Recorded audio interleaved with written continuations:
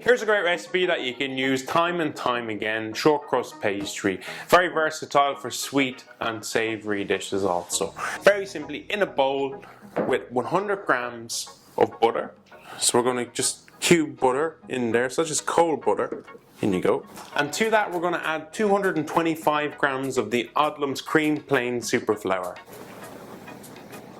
At this stage now you can decide whether you're going savoury or sweet. So a pinch of salt if it's going to be savoury, or a good pinch of sugar if it's going to be sweet. It's entirely up to you to decide. And then once you have that done, just get your hands in and you rub the butter into the flour.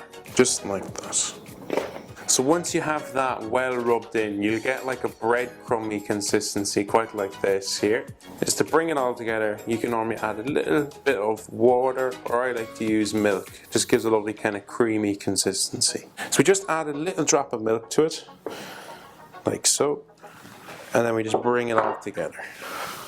Now, so once you get to this stage and it comes together, what we do is just give it a quick knead. Now I mean just for a couple of seconds on your surface, and this just brings everything together. So all you need to do now is wrap that in cling film into the fridge for 30 minutes just to chill, and then you can roll out the most delicious shortcrust pastry for those sweet and savoury dishes. Click the link above here to see our delicious recipe using this shortcrust pastry for pecan pie as well.